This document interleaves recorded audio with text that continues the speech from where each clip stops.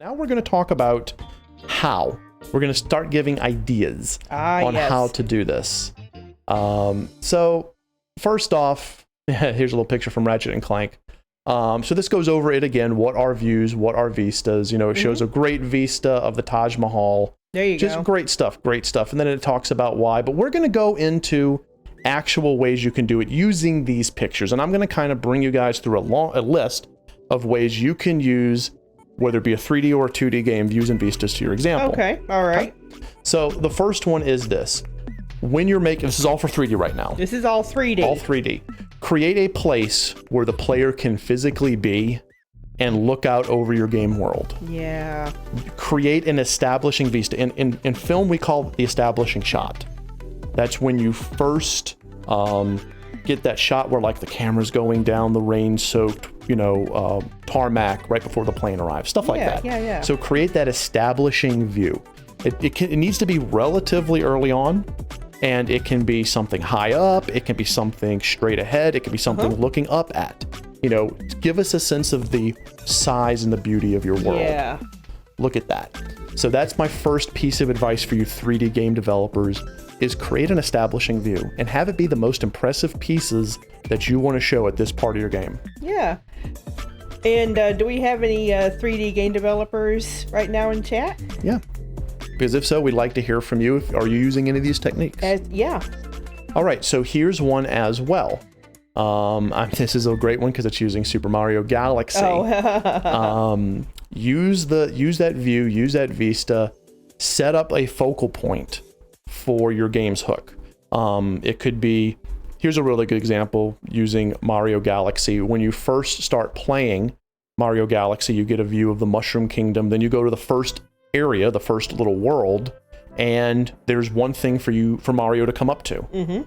That is how you get pulled in.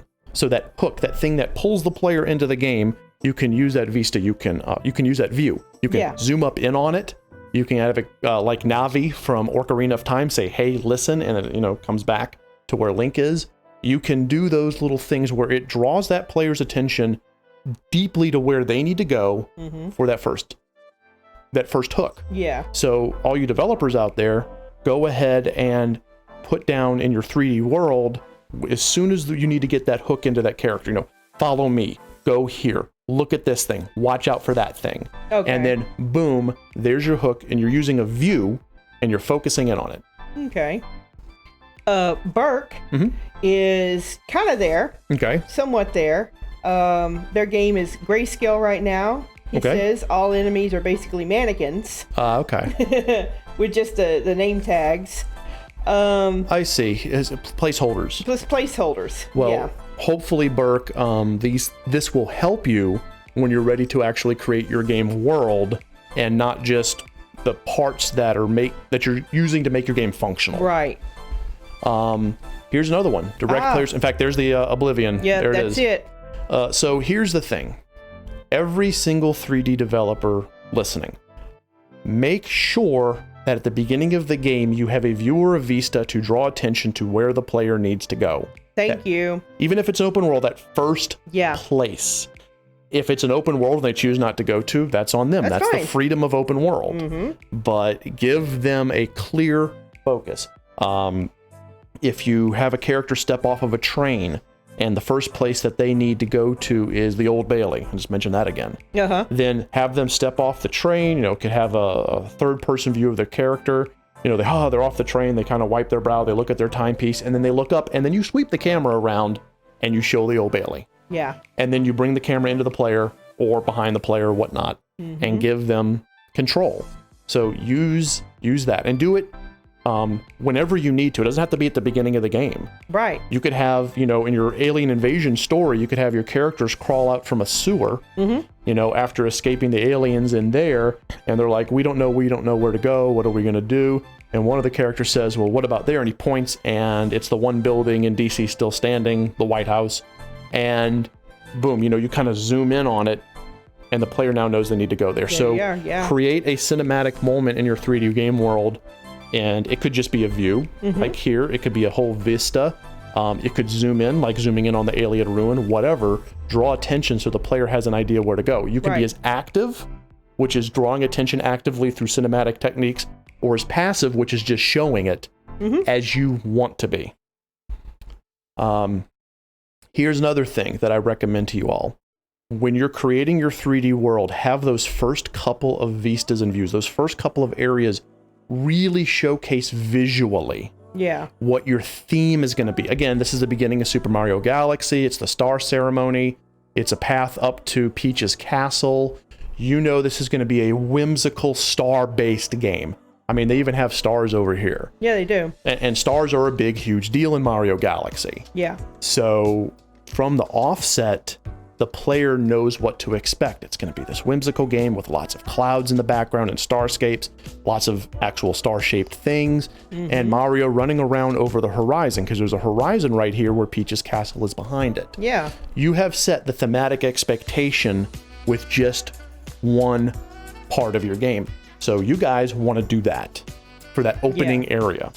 And Burke comments that, you know, using your example of the first place you go to is the Old Bailey. Right. You can either focus that on the theme, it's a steampunk London, or you can like V for Vendetta. Or right. Focus it like your V from Vendetta planning your next strike. So basically, depending on how the character is reacting to seeing the Old Bailey, it's either a visit or something potentially nefarious. Exactly. So you're using, again, it's the combination of theme and tone, as well as character body language, music that's being played, etc., to set that expectation for the player. And those opening moments are so important, guys, because remember, you only have a few minutes to hook your player. And you've got to do it as quickly out of the starting gate as possible. Environmental storytelling in Half-Life 2 is some of the best I've ever seen. Half-Life Alyx is just as good, if not better. But here's the thing. When you step out of the train as Gordon Freeman, the first thing you do is you see this bastard right there talking and welcoming you to City 17. This is View setting expectation and tone at its absolute finest. And this game is old.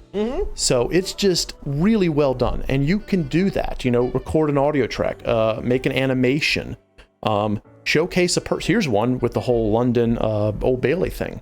Your character steps off the train, sees the Old Bailey, starts walking forward, and the first thing the player will see, because you've pushed the camera in that direction as you're walking through the crowd, is maybe there's a newsie standing on top of a crate holding up a paper saying, buy the new, get it while it's hot, news, I don't know what they would yell, but, hey, everyone, Jack the Ripper has struck again, or hey, the terrorist V has blown up another building. They're holding up a paper that's setting that tone. Yeah. That's environmental storytelling. That is a piece of paper and a boy crying out the news that is giving you exactly that impact of what you're in for. And maybe as you walk towards that boy and you're focusing on, the camera's focusing on the boy with the newspaper, you hear people behind you saying, or walking past you saying, I really hope they catch that terrorist, or that damn murderer's killed like 6 women this week. Right.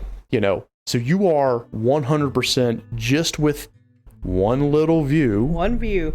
And, just one little camera lock, creating that deep emotional impact. Yeah. Deep.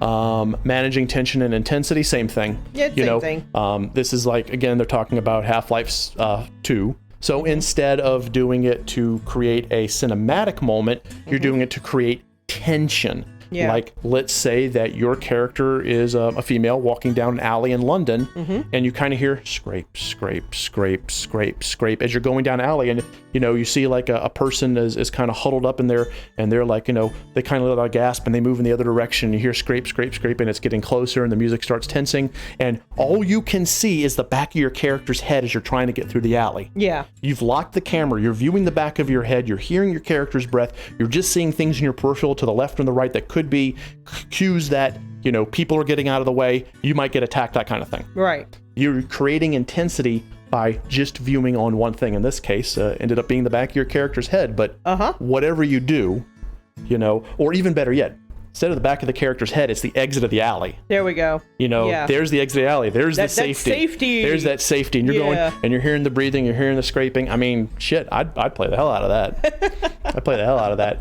And then they're just reiterating here to all 3D developers. Yeah. That opening view is crucial. That's your hook. That is your hook. It's your hook. You're drawing them in. It sets player expectations. Yes. And this is your first opportunity to deliver on the user experience. Absolutely, still one of my favorite RPGs that started last year, and I absolutely still love it. Final Fantasy VII Remake gives you that absolutely gorgeous panorama of Midgar. Boy, they do. Then it zooms right into the train station during the bombing mission. Yep. Cloud hops out, and so you go from this massive macro scale of how big the city of Midgar is down to this teeny little place where there's action, and you are tossed right in. I mean, holy smokes. So it sounds simple on paper, but it's so very well executed. So every 3D developer out there, go ahead and make sure you put an inordinate amount of time into that opening view. It is crucial. Yeah.